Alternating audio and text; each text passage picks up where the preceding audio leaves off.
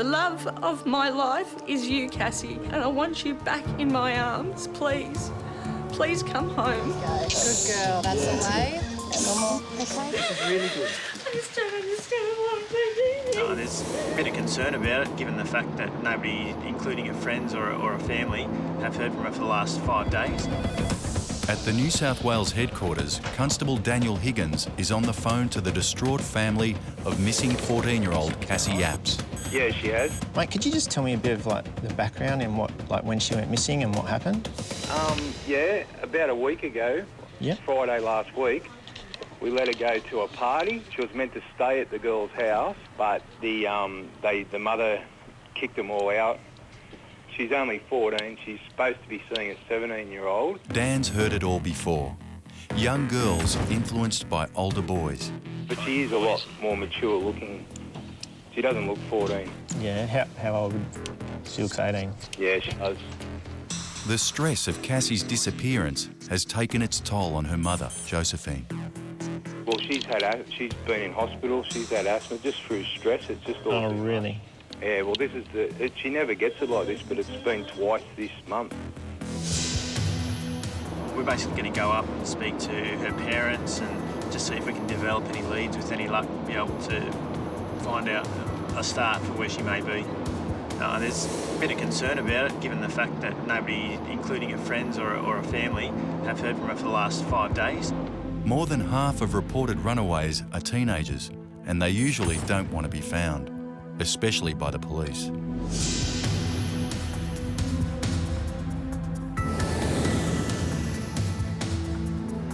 1,000 kilometres north in country Queensland, a chance discovery in the bush reignites an unsolved case. Kerry Mackay vanished in February 2003. 4 years later, her abandoned car was found in the bush.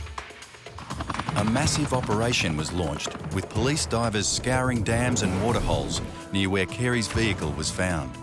But days after searching, they came up empty. But now, a year later, more of her belongings have been discovered by bushwalkers 2 kilometres from the original search location. There's identification there with her name on it, a personal diary with her handwriting in it, up and including to the date when she went missing. Detective Darren Tamblin from Queensland Police has gathered a police dive squad to launch a new search. 4 dams to search today, 1 large one and 3 about half the size of the large one, and a couple of creek beds there that aren't real high at the moment. So he hopes that this time they might finally be able to provide some closure for Kerry's family. Kerry's sister is very ill at the moment. She's currently in hospital, and I'm sure, you know, if we were to come up with some sort of conclusion, she'd probably feel a lot better. These were located about 2.5 kilometres from the motor vehicle, in a different direction to the search and away from all the other dams that users previously searched. Despite being out in the bush for 5 years, Kerry's belongings are in surprisingly good condition. The 2 water bottles, obviously, that we located, still full of water. It's probably water from the dam. These have all been swabbed and scientifically examined. This one's interesting.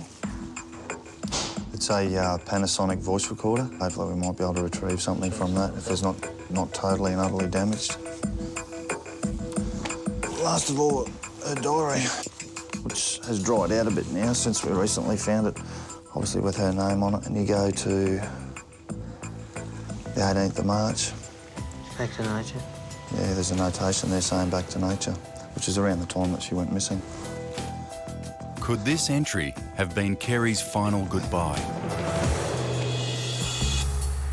Back on the central coast of New South Wales, Dan and Mandy have arrived at the family home of missing 14-year-old Cassie Apps. Yeah. Okay, Daniel. Spoke to you earlier today. Sure, yeah. Come through. Thank you. It's been 6 days since Cassie disappeared, and the family is becoming increasingly desperate. But I don't want you to get sick and have to go back to the hospital, OK? OK? You take it calm and we'll go. As Mandy consoles Josephine, there's an unexpected development. There's her friend here. Cassie's friend Jamie Lee has arrived with fresh news of her whereabouts. Didn't get home until late last night. They turned up at my door like some godly hour. Do you want to go and talk to him? Just don't know where she is, apparently. But suddenly, things take a turn for the worse. Lean against me. Yeah. Lean against me. Okay. I know where she is, darling. It's okay. Josephine collapses from another asthma attack. Come here, come here, come here. Lean against me. Joanne. Joanne. Lean against me. Lean. I know where she is. We're going to bring her home, okay? It's crucial police find Cassie soon, before Josephine's health deteriorates any further. There you go. Good girl. That's the way. Just breathe. Just breathe. We'll get you to come inside. Joanne. Lean against me. Yeah. Lean against me. Okay. Josephine's had an asthma attack after hearing news of her daughter, who's been missing for nearly a week. There you go. Good girl. That's the way. Okay, because we know where she is, darling, right? One of Cassie's friends has arrived to tell Cassie's mum that she'd seen her the night before. I'll take it. I'll get that. It's okay. Joe. Look, this is good news, okay? This is really good. I just don't understand why they do this. And how was she? Did you see her last night? She's fine. Yeah, She's fine? She's fine. She just, I don't know, she's messed up in the head. Like, she just... And Jamie Lee is prepared to do the unthinkable to help the police. By phoning one of Cassie's friends, she is breaking the typical teenage code of silence. Hey, it's Jamie. Have you seen Jeff? He was with us last night and we dropped him, Cassie and Tamara off at Nora Head Roundabout. Yeah, and we were just wondering, like, because we're going to go to the beach and stuff today. Jamie Lee's trying to get the description of the house where Cassie may be hiding out with her older boyfriend. Oh, have they? Oh, okay then. Do you know what it looks like by any chance? Because I'm not really good at direction. Usually, teenagers will not play informant to the police if it involves their friends. How did that go? All right? Yeah, you're good. You're very good. You get a job as a PI. But Jamie Lee believes she's doing the right thing. I know it sounds wrong, but her mum has a right to know she's all right, and she needs to ring her mum at least just to let her know, because her mum like that, it's just devastating. We're going to try and go and find her now. It's a good lead to start the search for Cassie, much to the relief of her mother, whose health is deteriorating from the stress. We'll look after her if we find her, OK? We'll just talk to her and see how we go. Just had a lucky break and we're going to get out there and follow some stuff up right now. Hopefully it'll be all good. At home, Josephine can only hope for her daughter's safe return. Cassie, I love you with all my heart. The love of my life is you, Cassie, and I want you back in my arms, please. Please come home. In Queensland, the 5-year search for Kerry Mackay continues. We're now travelling down to the new search area. It's approximately 2.5 kilometres away from where Kerry's motor vehicle was originally located, and only about 500 metres to a kilometre outside the original search area. And once we get there, it's all in the diver's hands. Kerry's campsite was located about 50 metres over here, beside a small creek. 250 metres that way is the first dam, but I just thought we'd make our starting point over here where the property was located. Over the years, heavy weather may have moved any remaining evidence, so every waterhole will be examined thoroughly. Anything could have washed over here. There's been a fair bit of rain and that of late, so yeah, just on the hands and knees, just giving it a good search around and just making sure there's nothing in here that we need to locate. Searching such rough country is a slow, painstaking process. But if they find more of Kerry's belongings, they'll be a step closer to finding her. Back at the New South Wales Missing Persons Unit, Senior Constable Gary Bailey is on the case of 46-year-old Susie Lynch, who hasn't been seen for 5 days. There's risk of some concerns for her, because this is sort of something that has happened once before, about 18 months ago. The last time the mother of 4 disappeared, she wound up in hospital after being viciously bashed. Her son Scott is now worried the same thing could happen again. He thinks his mum's returned to the same place where she was attacked in the search for answers about her bashing. My youngest sister called her. She told her that she didn't think it was a good idea for her to be there on her own. From then, she didn't answer her phone, so she tried ringing sort of throughout the day, still no answer. That was 5 days ago, and no one has seen or heard from Susie since. All right, we'll see you over there in about an hour or something, mate, and we'll see if we can work out, all right? Go on, you bye. She's gone back to the place where she thought she was assaulted, and that seems to be the last place that anyone's heard of her. We'll go over and we'll see Scott and talk to the missing person's mother and that, and just see if we can get some more information, and it's quite intriguing at this stage. In the case of runaway 14-year-old Cassie Abs, Mandy and Dan are following her friend Jamie Lee, who's leading them to a house where they think Cassie might be hiding. Is this the roundabout or...? Yeah, just up here in front of us. OK. She's using the information she uncovered through phone calls to Cassie's friends. We dropped them off, like, pretty much here last night. OK. I'm pretty sure it was the first one up there, not the one on the corner.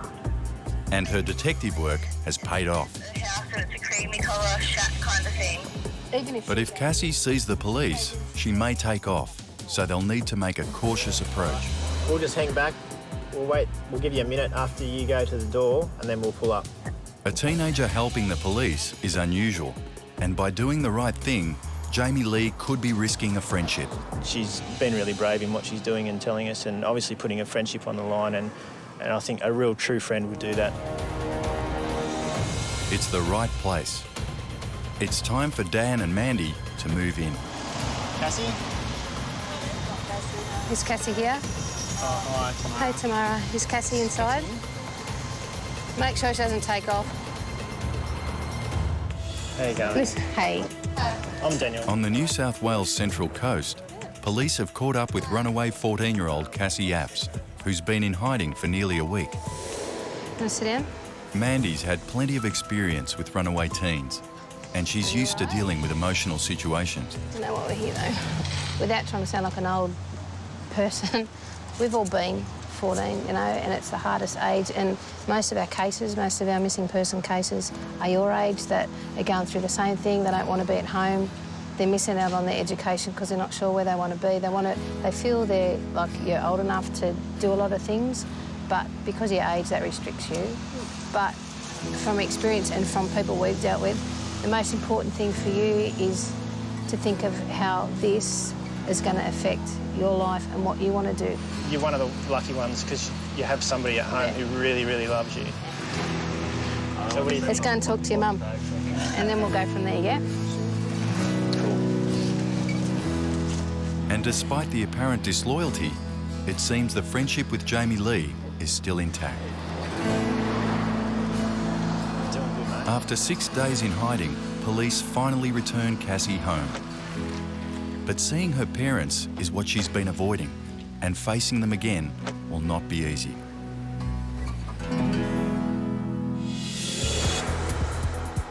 On the case of missing mum Susie Lynch, Gary and Diana are heading to Matraville in Sydney's eastern suburbs.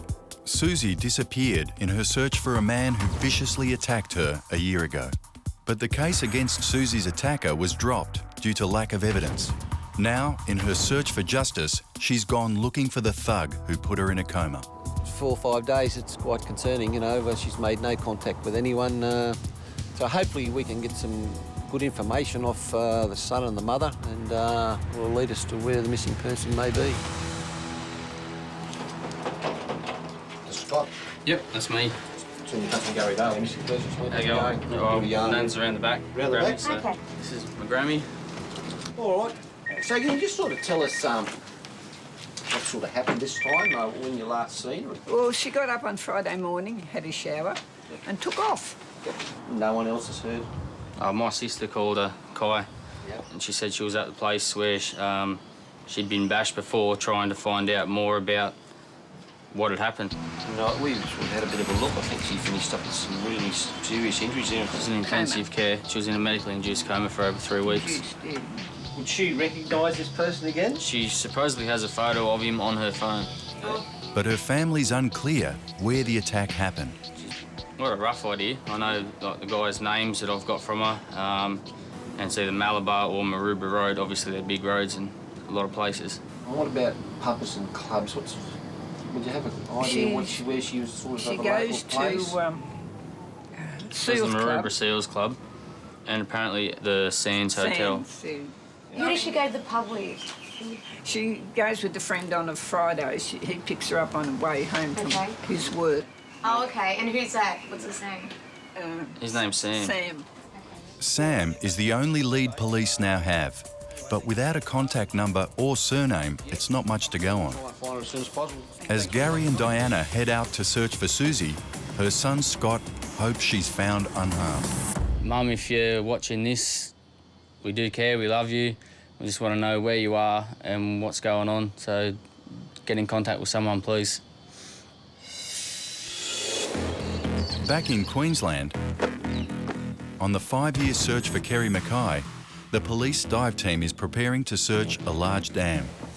This is the largest dam on the property that I need you to search, Rick. Yeah, and you can see there's weed matter in there, so yeah, there's areas that things can get caught up and it's worthwhile searching for sure. Yep. What we're looking for are bones, material, or any sign of items of interest in the lake. The entire dam will be scoured, but before entering deeper waters, the dive squad has the dirty task of feeling every muddy inch of the water's edge. Start the painstaking search. And they persevere, knowing that if they find Kerry's remains, it would finally mean some answers for her family. Back in Sydney's eastern suburbs, Gary and Diana are canvassing local clubs in the hunt for missing mum, Susie Lynch. Yeah, Kate. Yeah, Gary Barley from Missing Persons. We're just making some inquiries. This lady's gone missing. I just wonder whether you've ever seen her around here, or... Yeah, I have seen her. Yeah. Recently, or...? No, it'd been 6 months ago and her hair was lighter. Is it? Yeah. There's no sign of Susie in her regular watering holes. But one thing Gary has found is a phone number for her friend Sam. Hello? That's Sam, is it? Yeah. Just inquiring into Susie Lynch. Do you know her? Yeah, I'm looking for her. Do you ever have sort of phone contact with her, or it's only just when you pick her up and that? Yeah, I've got a phone number, but the phone's going dead now. Yeah, that's right. Yeah. All right, mate. It's another dead end. And with Susie looking for answers about her bashing, her safety could be at risk. OK, thank you very much. Bye. Bye. You know, it's sort of getting to the stage where we're really concerned now. At home, her mum Patricia fears the worst. You don't know where she is, what's happening to her, who's got her, if she's alive or dead, you know.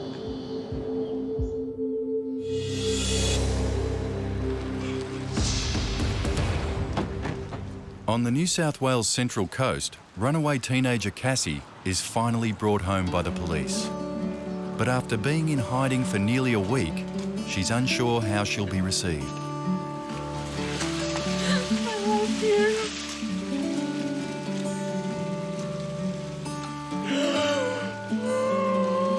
Thank you so much.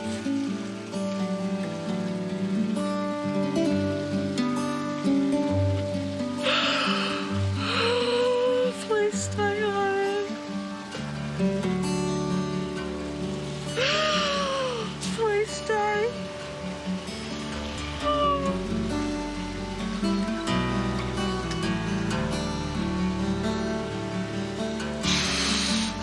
Are you okay? Now, Josephine just wants to know how her daughter can be prevented from running away again. What can we do to make it better for you? No, let me see Jeff. It's the only thing I want is for you to let me see you. But Cassie, you're only 14. You have to understand that. You have to do age-appropriate things. Dan, who has a teenage daughter himself, suggests a compromise. He is trying to get Jeff to be involved with your parents so that they can get to know him like you know him, OK? We saw how he cared about you today, but your parents haven't had the opportunity to see that, and so they are worried for you. It's not easy being a parent, Cassie. We don't get a book. We don't get anything. All we get is what we feel in our hearts and our souls, and like I said, you are the love of my life. I'll try harder, okay? I promise you, all right? Thank you. You're welcome. That's just a fantastic outcome. We couldn't hope for better. Obviously, she's home now, she's with her family. She's got a really good, loving family there, and she's obviously got a lot of good, close friends, and And all that together today has helped us to just do our job and bring her home, and that's what we're here for, and couldn't ask for a better result. Really happy.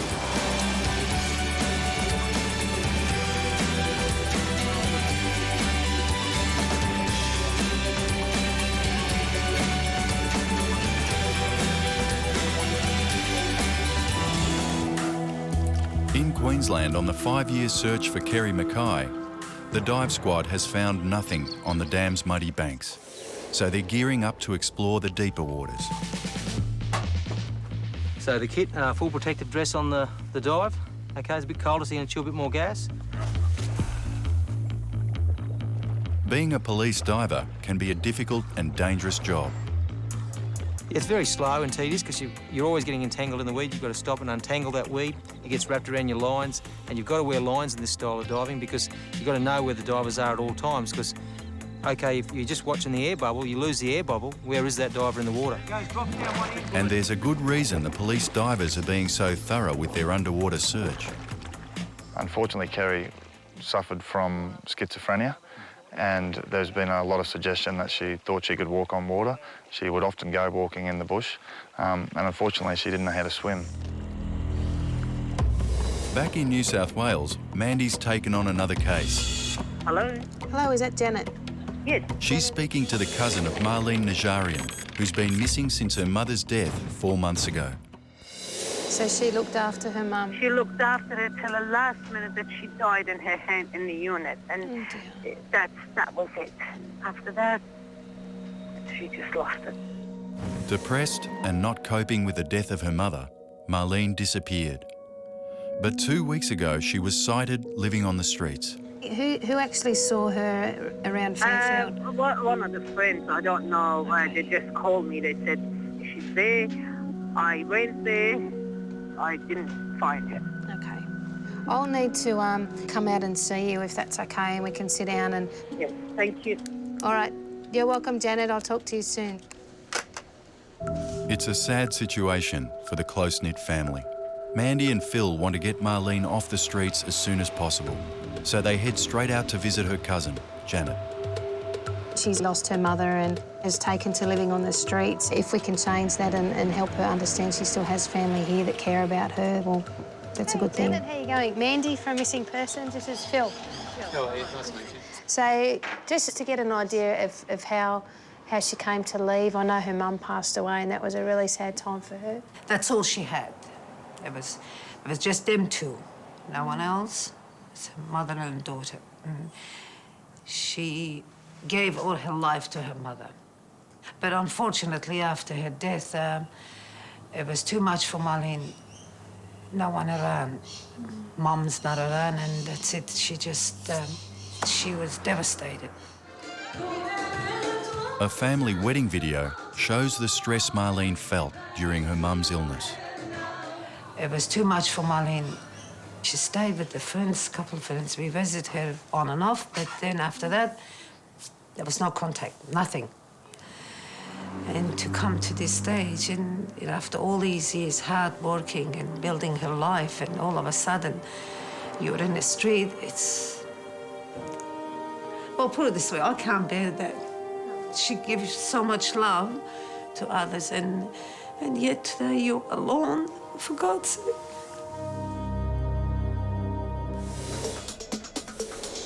Susie Lynch has now been missing for 6 days, so Gary and Diana are calling hospitals across Sydney. Prince of Wales, is it? We have a missing person. I just want to see if she may have been admitted there in the last few days. Just wondered if you could help us out. We're looking for a missing person. Sue or Susan Lynch has been admitted there this morning. It's either Sue or Suzanne with a Z. Thank you very much for your trouble. OK then, bye. No luck? Nothing, no. Although Susie can't be traced to any of the hospitals, Gary's uncovered the name of the medical centre she regularly visits. This is about the only thing we've got to go on at the moment. And maybe just hope that someone's seen Susie and can give us a lead as to where she may be. This lady has just disappeared. Back at the office, Liz Drake is on the phone to Susie's distraught son, Scott. For the last 2 weeks, I've been spending at least 6 hours a day trying to find out where she is, driving around myself. Yeah. So, Scott's fears are typical of the emotional roller coaster that families of missing people suffer. It's the not knowing that tears them apart. The whole, when I heard that there was a missing body in Bondi Beach, I honestly thought it was hers. It wouldn't be a surprise to me. Really? That's very scary. But finally, police are about to receive some good news. From missing persons unit, we've got a lady here, we think she comes to this practice. Would you just like to have a look and just see, know her or? Susan, yes, I know her. Do you? Yeah. When was the last time you've seen her? I think I've seen her last Tuesday here. That was only 2 days ago. It's the break they've been hoping for. And you're pretty sure it was Susan? Oh, yes. Yeah, I know her for you last know 9 her? years, yeah. It's a relief for police who feared the worst when she took off to look for the man who attacked her. It just shows that she's alive, and that's our main concern at the moment. But until they actually find her, the search for Susie must continue. Across town, Mandy and Phil continue their search for Marlene. They hope the local police might know the best place to start looking for someone who may be homeless. There are a couple of areas where homeless people are known to go. Yeah. One of the chief areas is the Crescent Reserve near the Fairfield railway station. Yeah. And probably the other primary area that you might want to have a look at is the actual Fairfield Park.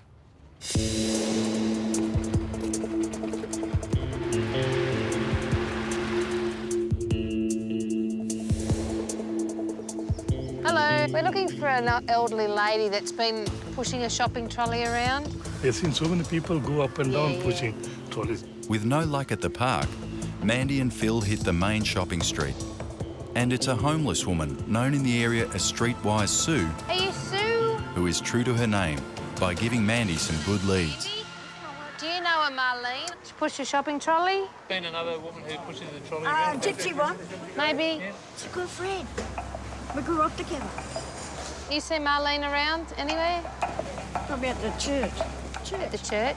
At Christian church. For lunch? Yeah. She's an absolute gem. Very, very helpful. Supplied some very vital information that she possibly has lunch with Marlene on a Monday and Wednesday. So got a lunch date with Sue at the church, and hopefully we get to meet Marlene as well. At home, Janet is still worried for her depressed cousin. Please, wherever you are, just give me a ring. It's all I'm asking.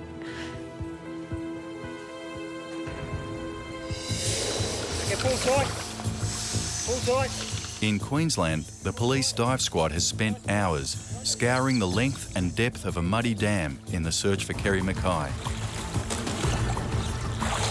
But after finding nothing in the freezing waters, and with the sun setting, they're forced to delay the search till the following day. Unfortunately, we haven't found anything, but I'm still fairly confident that we'll probably find something tomorrow. So we'll kick it off tomorrow morning. In Queensland, police from the Missing Persons Unit have joined day 2 of the search for Kerry Mackay. With the recent discovery of Kerry's belongings nearby, her case has been reopened with a sense of hope. Missing Persons Unit and myself will be conducting a foot search along the creek where Kerry's property was found just recently, whilst the divers will be conducting their search of this dam here, and later on they'll be doing another search at another creek just down the road near another property. But it's been years since she went missing, so police need to be thorough in their search of the area. We're currently in the creek bed that leads to the area where we located Kerry's property. It's a dry creek bed, dry most of the year, but when the rains do come, it does flood. If Kerry has passed away at her campsite there or near to that campsite, she may have been washed down during floods. A lot of dangers in this area. We've just passed a big black snake, so if Kerry was down here at any stage, she also had to maybe overcome some sort of dangers from the wildlife here. But after 2 days of searching... Oi, Mick.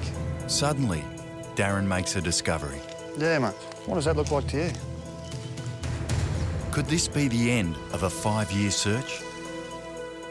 In Sydney, there's been a breakthrough in the case of missing mother Susie Lynch. She's returned home a week after disappearing. What I intend to do now is we'll go out there and see if we can find out where she's been all this time, because she's caused a lot of grief to the family. It turns out that after unsuccessfully searching for the culprit who'd attacked her the year before, Susie became unwell and did in fact end up back in hospital. Liz. Hi, Susie. How are you? Will you come round and have a little yarn, do you? You just come round and just see that you're all right after you went sort of missing there for a little while. You mightn't think you were missing, but you probably thought you were all right, were you? Yeah, the reason why I didn't come home for a week was I was sick. Yep. And then I still didn't get better, and I said to Mum, I said, if I'm not home, I'll go to the hospital. Yeah.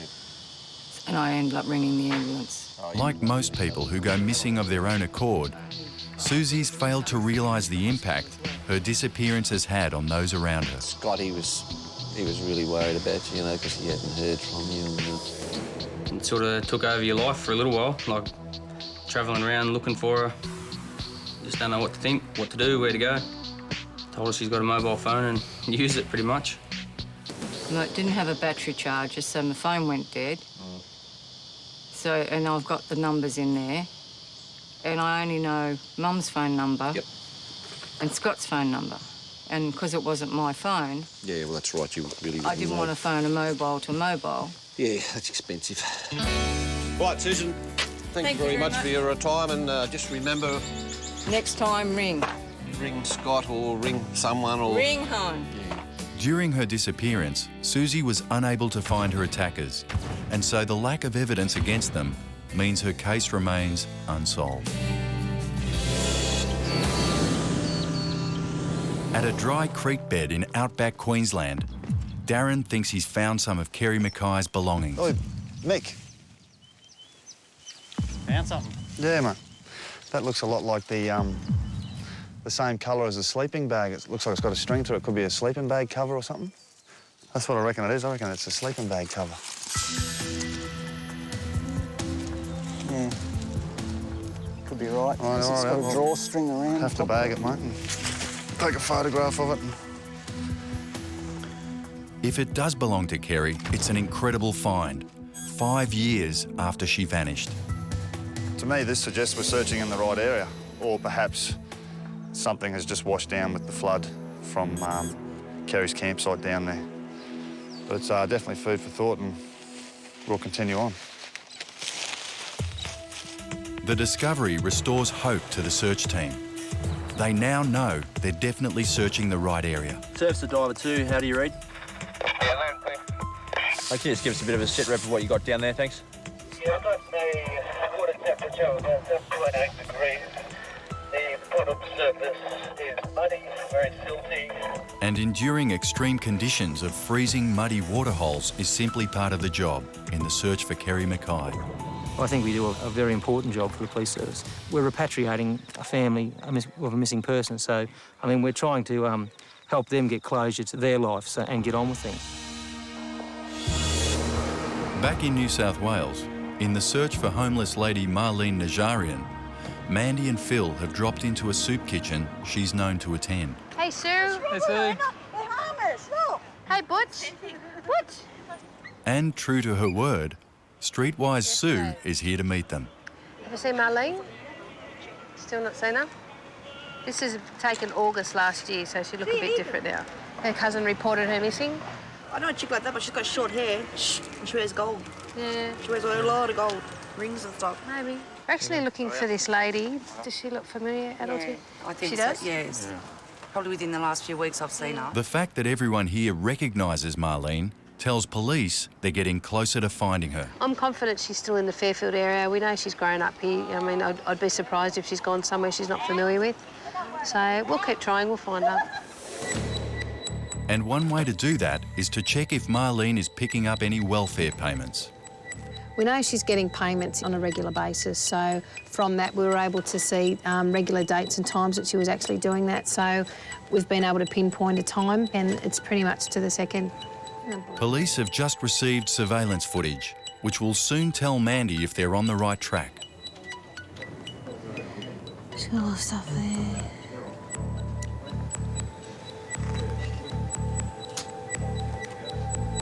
There she is. Glasses. Yeah. That's her. Her hair's pulled back, and there's the bag. Oh, yeah, that's definitely her. She looks, well, she's lost weight in the face, though, doesn't she? It is Marlene. So Mandy and Phil rush back to Fairfield, hoping she attends the same place at the same time each day. Hopefully Marlene will be down there to withdraw some money this morning, so fingers crossed, and hopefully we get a happy ending this morning. Mandy and Phil's detective work might just have paid off. As soon as they arrive back at Fairfield, they spot someone that looks just like Marlene. That's got to be her. Green bag, long hair. Definitely. As soon as she's No, it's definitely her. across the road. If the woman with the green bag is Marlene, it will bring an end to 4 months of worry for her family. Marlene. Hi. This is you? Yeah. We've been looking for you. Finally, the missing persons unit has caught up with her. You walk so fast. Yeah. We speak to Janet Atto. Yeah, all right. She's your cousin. They were Yeah. all worried about you. Oh, no, I told her not to worry about me. Can because I saw ring her her? here, I've spoken to her. Can I ring her? Can you just tell her that you're okay? Yeah, all right. Yeah, I'll ring her. Is that Janet?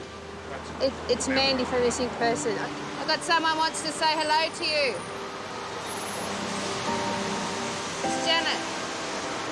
Hi, how are you? Don't. Why you are worried so much, sweetheart? I told you not to worry. I'm not a baby. Come have coffee. Yeah, why don't you come over and have a coffee? Okay, then. All right, here, I'll give you to Mandy. She looks so well. Listen to you. She's going to love to catch up with you. Yeah. Hang on, Janet. Come back in, we'll have a coffee. Yeah. After your meeting, you come in there. Yeah, all right. And she wait and say hello, and then we'll go. Okay, then. Okay? All right, then. Mandy's official duties are now over, but she won't be satisfied until she's reunited the two cousins. That was so exciting. Right place, right time. Looked like her. She was going so fast, we were worried we could catch her, but in the end, she turned around, gave us a big smile. She's safe, she's well, and yeah, I think for Janet, though, I think she needs to see her in person.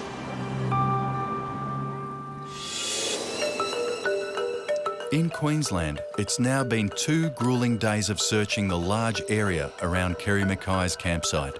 But that's definitely the same sort of colouring that the sleeping bag was. And despite the discovery of her sleeping bag cover, no further evidence has surfaced.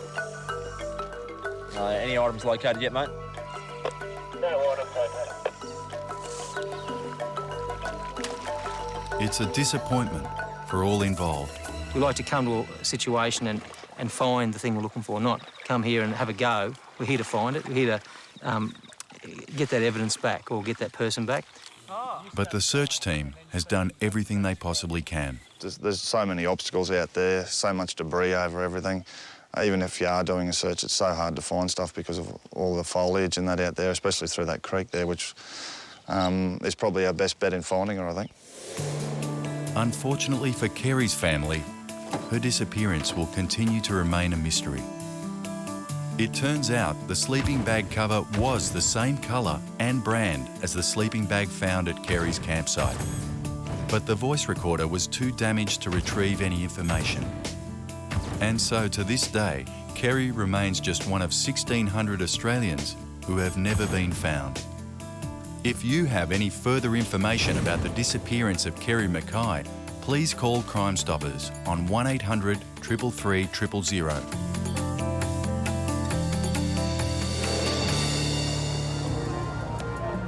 Back in Sydney, months of anguish are about to end for Janet as she's reunited with her cousin Marlene.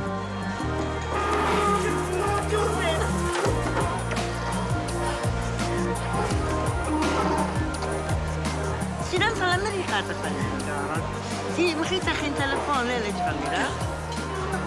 No? No? I will kill them. They haven't told you? How's that, Janet? Good news? You're making me. Stop it. He